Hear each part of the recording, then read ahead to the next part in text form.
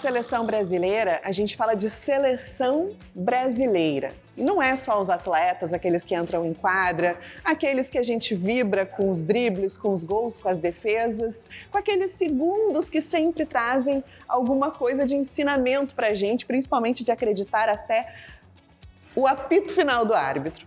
Mas é um processo que passa por vários profissionais e eu estou aqui ao lado de um dos maiores desse contexto, não só de seleção, como de clubes, e que auxiliam nessa caminhada até as vibrações que a gente vê em quadra. Mauro Sandri, é uma honra, um privilégio. Eu já estou até cansada de estar aqui para falar contigo, porque eu tenho certeza que tu pega puxada com todo mundo para o pessoal estar ali, ó, tinindo para nos representar. Poxa, obrigado pelo convite, né? Obrigado pelo carinho.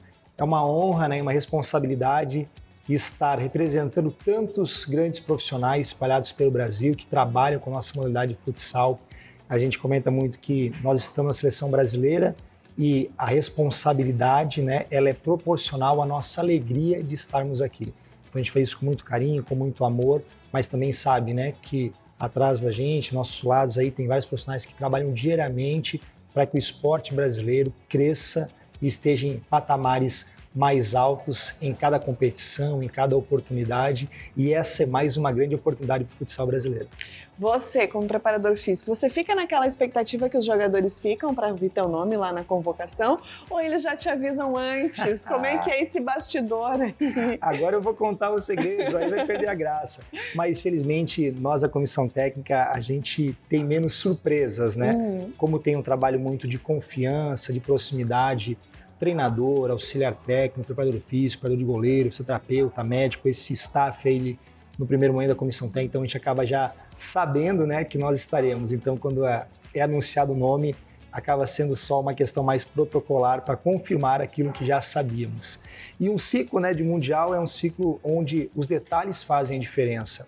Então, a comissão técnica, ela está, né, naquele momento com a seleção brasileira, igual a gente está hoje na Copa do Mundo, mas o trabalho aconteceu já desde, né, essa comissão técnica do início do ciclo anterior, né? Então, aí são 7 anos trabalhando junto, então agora tem menos surpresa, a gente já sabe que nós estaremos assim como estamos aqui hoje. Mas a primeira vez a gente nunca esquece. Nossa. Como foi para ti saber que tu estava entre esses nomes do staff aí que conduz? Primeira vez me emociona até lembrar, porque realmente é muito marcante. A minha primeira convocação, ela foi em 2017 e eu recebo sem tanto intervalo de tempo. Era outro treinador na oportunidade, era o treinador o PC de Oliveira, e ele me liga numa tarde, né, e fala assim: Mauro, eu estou retornando para a seleção brasileira para ser o treinador e eu quero que você seja o preparador físico e eu vou fazer o anúncio oficial hoje à tarde. Era mais ou menos meio-dia e meio quando ele me ligou e o anúncio oficial seria às 17 horas. Então, aquele tempo da ligação, e tu não consegue nem responder ele, né? Eu tremia e tal. Eu lembro que eu desligo a chamada e eu choro, assim, de felicidade, porque estar na seleção brasileira, né, é um trabalho de todos, né? De todos os familiares, dos pais que apoiaram, dos amigos que incentivaram, dos professores que ajudaram na formação, dos atletas, companheiros de clube. Então eu via o trabalho de todas essas pessoas, né, representar na minha convocação. Então me emociona lembrar, porque eu lembro em detalhes, assim, eu só chorava, eu não conseguia nem falar com as pessoas. E daí... Era uma tarde normal, tranquila na tua vida, do nada tocou o telefone. Tocou o telefone e falou: olha, você vai para a seleção brasileira. Eu falei: cara, é o sonho de qualquer profissional, de qualquer pessoa, seja atleta ou mesmo de comissão técnica, e eu vou realizar esse sonho. E na época, né, eu estou falando isso há 7 anos atrás, então ainda era muito jovem, eu tinha menos de 30 anos, eu ia ser o preparador físico mais jovem da seleção brasileira da história, então tinha muitos ali agravantes que tornavam aquele momento ainda mais especial. E dentro desse contexto de ser o escolhido, né, quando tu imagina assim que a confiança de alguém no teu trabalho validou a tua participação. Perfeito. No auge, né, que todo profissional busca, quer chegar numa seleção brasileira. Eu te pergunto, por que o futsal? Eu acredito que a maior explicação, o porquê no futsal, é porque as oportunidades da vida, elas me conduziram para o futsal. Eu sou natural de Santa Catarina, e Santa Catarina, o futsal ele é tão forte quanto ou até mais do que outras modalidades, inclusive do que o futebol. E eu faço minha infância e adolescência em Jaraguá do Sul, que é uma cidade onde o futsal está muito enraizado. Então, quando eu estou ainda na minha formação na faculdade, eu já estou fazendo estágio no Jaraguá Futsal, eu já tenho essa proximidade, né, com o esporte. Então, vamos dizer que o futsal ele me pega pelo braço, pelas minhas vivências dentro da minha cidade. E aí as coisas vão acontecendo, e ao longo da carreira muitas pessoas falam assim: Mauri, por que em um momento você pensou em migrar do futsal para o futebol, né? O futebol é nosso primo rico aí, tem mais dinheiro, mais visibilidade em muitos momentos. E aí eu sempre falei, eu ralei tanto para construir uma carreira no futsal, eu não vou desperdiçar, né, toda essa construção para me aventurar em outra modalidade. Então eu fiz sempre a escolha, não, eu quero seguir no futsal, eu quero seguir ajudando outros profissionais, eu quero me tornar uma referência dentro daquela modalidade que eu acredito que tem muito potencial e ela está cada vez melhor e sendo cada vez melhor explorada. Inclusive, você abriu caminhos para outros profissionais da área da saúde, né, que talvez não entendiam esse mercado como promissor, né? Perfeito. Durante muito tempo, o futsal ele era composto, as comissões técnicas eram compostas por 2 profissionais. Era o treinador que fazia tudo, era massagista, roupeiro, supervisor, preparador físico. E aos poucos a gente vai vendo a profissionalização da modalidade, onde o preparador físico é extremamente importante, o preparador de goleiro, o fisioterapeuta, nutricionista, psicóloga, o médico. São muitas mãos trabalhando, né, muitos braços, para que as coisas aconteçam dentro de quadra.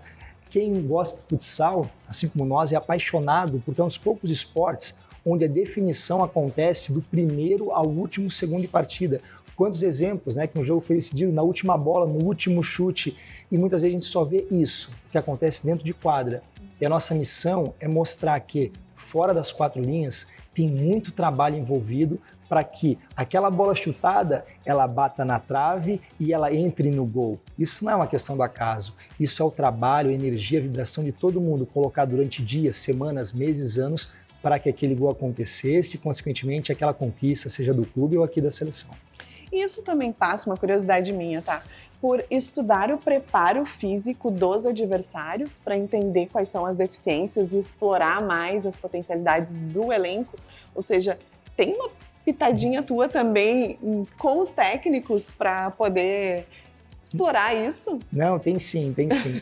Até, né, compartilhar alguns segredos, tanto do clube e da seleção, a gente olha muito os atletas, sejam eles aqui convocados na seleção ou contratados nos clubes, a gente olha para esse perfil do atleta. Durante muito tempo eu olhava isso só para quê? Só para o atleta que é bom tecnicamente, o atleta que é talentoso, o atleta que é diferente com a bola nos pés. A gente entende que hoje, pelas competições, muitas delas, tiro curto, jogos quase todos os dias, então é importante a parte física dos atletas. O esporte se tornou cada vez mais físico. Então, quando vai convocar um atleta para a seleção brasileira igual para a Copa do Mundo, você tem que olhar para a condição física desse atleta. Esse atleta tem que ser um atleta de alta performance física, seja forte, resistente, potente, ágil. Isso faz muita diferença. E aí a gente também olha para os nossos adversários.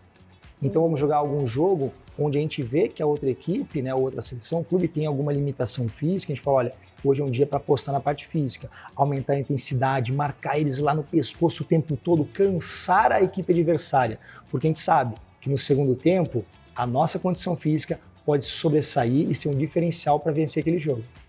Os jogadores, eles são meio preguiçosos às vezes, ou eles levam de boa essa parte física? Porque eles gostam de jogar bola, né, Mauro? Uma questão que me ajudou muito ao longo da carreira assim, foi levar a criatividade e a ludicidade para o meu dia a dia de trabalho. A preparação física ela foi vista durante muito tempo como aquela pessoa mais da linha militar, que fica lá mandando, faz isso, faz aquilo, paga 1, paga 2, paga 10. E eu fui desmistificando um pouco. Como eu comecei muito jovem, eu fui indo pelo caminho da conscientização, da conversa, da aproximação, de mostrar para os atletas, cara, isso é bom para vocês. Se vocês seguirem o que eu estou orientando, vocês vão atingir o sucesso e os objetivos de vocês. Então confiem no trabalho, confiem no processo. Essa conscientização faz toda a diferença. Hoje, felizmente, eu tenho, né, nós da Comissão Técnica, uma relação muito próxima com os atletas. Então passou, né, aquela reclamação, aquela briga, aquela teimosia. Hoje os atletas entendem que fazendo aquilo, a gente está ajudando eles a se aproximar dos seus objetivos, tanto individuais e principalmente coletivos. Quando tu fala de seleção brasileira, tu recebe atletas, né, que vêm de preparações físicas Perfeito. diferentes, né, de intensidades diferentes de competições, ou alguns em países diferentes, inclusive com outro ritmo, sem as viagens, sem os deslocamentos, que também fazem parte, né, do contexto e do cuidado que vocês têm que ter. Como é que é esse trabalho na seleção? Tu chega e tem que analisar os jogadores, analisar qual é o estado de cada um. Tem algum preparo que tu já imagina que não vá ter interferência, né, de acordo com que como cada um está se sentindo? Maravilhoso, porque a preparação física de seleção é totalmente diferente do clube, né? Eu comento que a seleção, a gente tem a missão mais difícil, nós como comissão técnica, é escolher os atletas que vão estar servindo a seleção. Hoje são aí milhares de praticantes de futsal espalhados pelo mundo e nós na Copa do Mundo temos a missão, por exemplo, de trazer somente 14 atletas. Olha como é difícil, né, você selecionar esses atletas. E como que você seleciona? Você seleciona, no primeiro momento, monitorando um grupo maior de atletas. Então, quando começa o ciclo de preparação, a gente monitorava 40, 50 atletas e tu vai restringindo a lista. Até que no final, há 2 meses da Copa do Mundo, a gente estava com uma lista de 20 atletas. E a gente apertou essa lista para 15 na preparação e chegamos depois na lista final de 14 atletas. Com 14 atletas, já fica um pouquinho mais fácil você entender o que cada um faz, vindo mesmo de culturas diferentes. A gente tenta sempre respeitar a cultura desse atleta. O que eu quero dizer com cultura? Tem atletas que nos seus clubes não fazem musculação, por exemplo. Então não adianta ele vir para a seleção e eu do dia para a noite falar assim, não, agora tu vai fazer musculação 3 vezes na semana, que ele não estava fazendo no seu clube, por opção, por metodologia de trabalho. Ou o contrário, tem atletas que não abrem mão de um tipo de treinamento e ele chega na seleção e fala, agora você não vai fazer mais esse trabalho. Então a gente tem essa sabedoria para respeitar a cultura do atleta, ajustar alguns treinos, adaptar para aquilo que ele já está acostumado a fazer uma transição lenta daquilo que ele está fazendo para aquilo que a gente acredita seja o ideal que ele faça, e aí tornar uma equipe que chega para você de 15 atletas há um mês e meio atrás, totalmente desequilibrada, formar um grupo homogêneo em todos os aspectos, técnico, tático, físico, mental, aí sim, para tu brigar em ótimas condições pelo título, pela conquista. E esse problema não é um problema só da preparação física, isso passa muito também pela parte técnica e tática. Cada atleta joga de um jeito em sua equipe, joga fazendo determinadas funções, tem uma organização tática, algumas movimentações de bola parada, de goleiro linha. Então, quando chega na seleção, olha a missão difícil, né? Dos treinadores pegarem tudo isso e juntar o que cada um tem de melhor para fazer algo em prol da seleção brasileira. Então, essa harmonização é muito complexa. Ou seja, tu fica de olho, de butuca ligada neles, antes de se encontrarem, cuidando da forma como estão treinando, dando dicas à distância. Exatamente. E, querendo ou não, né, estar na seleção brasileira, você precisa renunciar de algumas coisas. Os atletas, por exemplo, que estão conosco, a maioria da seleção brasileira é composta por atletas que jogam no futsal europeu. O futsal europeu, ele entrou de férias no mês de maio, junho, no máximo. Então, a gente está na Copa do Mundo agora em setembro. Poxa, eles poderiam estar de férias nos últimos 2, 3 meses. E aí nós, da comissão técnica, fizemos, né, as escolhas e também cobramos os atletas essa responsabilidade, abrir mão das suas férias para se prepararem, para estarem em melhores condições nesse momento especial.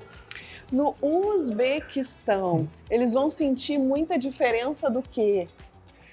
Algumas diferenças que nós estamos tentando, inclusive, amenizar, né? Suavizar um pouco esse impacto. A primeira diferença grande, que a gente está muito acostumado com o esporte, são as viagens, então esse fuso horário é um fuso horário muito agressivo.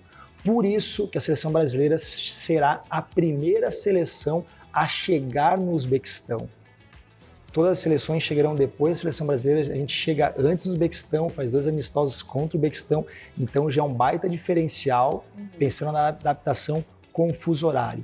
Além disso, outra questão que é muito complicada é da comida, não tem jeito, né? Nós, como ótimos brasileiros, a gente não abre mão de uma comida típica brasileira, de uma feijoada, a gente não abre mão dos nossos pratos típicos e muitas vezes churrasco e muitas vezes a gente não encontra em outros países. Então o que a gente faz? A gente previamente, né, junto com a CBF, já faz algumas solicitações do que a gente quer no cardápio, qual o tipo de comida, em alguns momentos pontuais leva um chefe de cozinha para dar esse carinho, essa atenção para os atletas. Então as principais diferenças são essas: o fuso horário, que é muito agressivo, e também a comida, que a gente não abre mão da comida brasileira. Você é um multicampeão do esporte. Esse título é um sonho para ti? Demais, demais. Claro que ele sempre fica em segundo plano, né? A conquista coletiva, saber que a gente tem a oportunidade de colocar a seleção brasileira novamente, né, no lugar mais alto do pódio.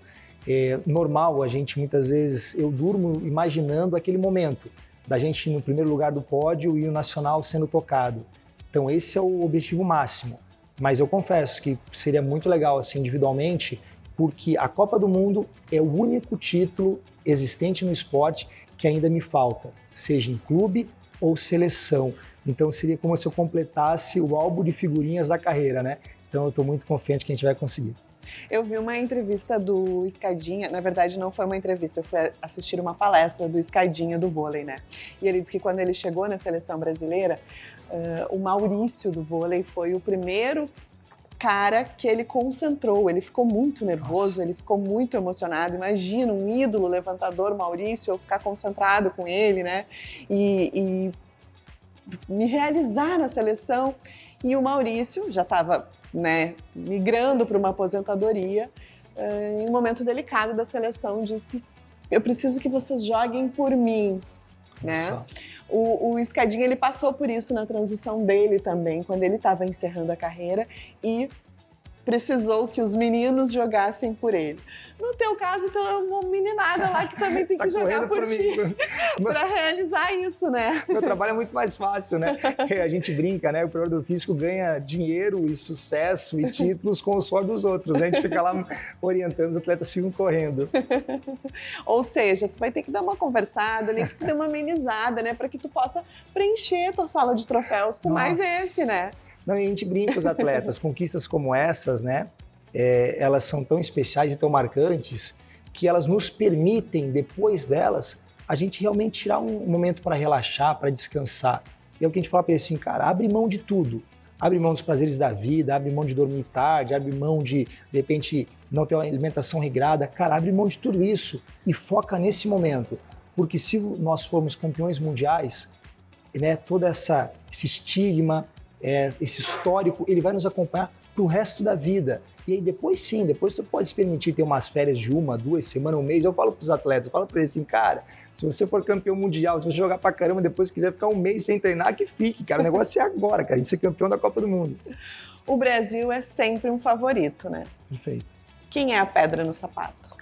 É difícil eleger uma pedra no sapato apenas. Eu tenho, assim, muita sabedoria, né? E não fico em cima do muro para falar, pô, acho que tem um monte de seleções e tal. Eu acho que realmente tem sim, né?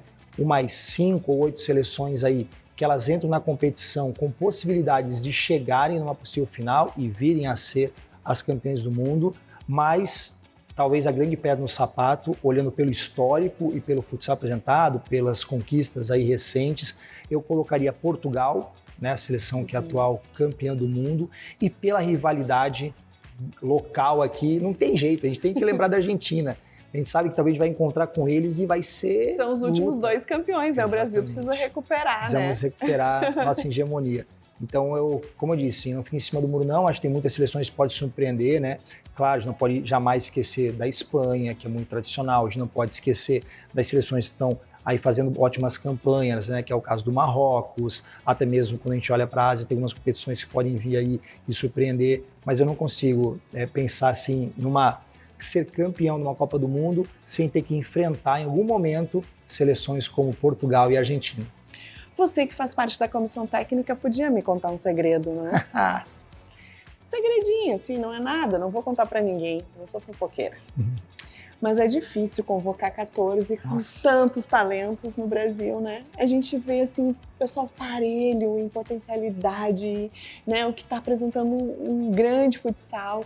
E aí a gente fica pensando, poxa, deve ser muito difícil escolher e deixar tantos outros de fora, né? Difícil demais, difícil demais. Enquanto no futebol o pessoal fica buscando não sei onde para conseguir formar uma seleção, no futsal tu tem que dispensar os talentos que tu tem. E até para esse assunto, assim, ó, eu tenho um pensamento bem claro e quem está assistindo vai entender o nosso ponto de vista. Quando a gente fala que a seleção brasileira de futsal, a gente poderia montar 2 ou 3 seleções da mesma qualidade, não é da boca para fora, é verdade. nós somos muito ligados, né, no meio das redes sociais. E quando sai uma convocação, a gente chove de comentários, né? As pessoas falam assim, pô, fulano joga vôlei, fulano joga basquete, por que não convocou outro cara, ele não joga futsal, tal, chove de um monte de comentário. E a questão não é que esses atletas que as pessoas citam, que eles não deveriam estar na seleção. Não, eu acredito que a maioria desses nomes citados, eles deveriam estar. Mas a pergunta sempre faz assim, tá, mas quem desses 14 que estão ali, caras campeoníssimos, caras com um histórico maravilhoso, dedicação, trabalho, qualidade técnica, física, quem desses 14 você tiraria para colocar quem você está indicando? Essa é a reflexão que as pessoas têm que fazer, que as pessoas sempre falam assim, pô, fulano joga vôlei. Não, a gente queria que tivesse o fulano, o ciclano que está falando. A gente gostaria muito que a gente pudesse uma Copa do Mundo e levar tranquilamente 20, 25, 30 atletas. Seria o sonho da comissão técnica, do treinador, falar, cara, vou levar 30 pessoas aí para ajudar. E a gente ir lá na hora e escolhendo quem jogar. Mas, infelizmente, só pode ir 14, essa decisão é uma decisão muito difícil. Eu só vou fazer um desafio contigo agora, claro. Mas é papum. Tá bom. Pergunta rápida, resposta rápida. Preparado? Preparadíssimo. De seleção brasileira, tá? Tá bom. Vamos concentrar. Pode ser de todos os tempos, vou te dar uma colher de chá. Então eu vou tomar água, porque esse aí eu vi que eu tenho que estar preparado.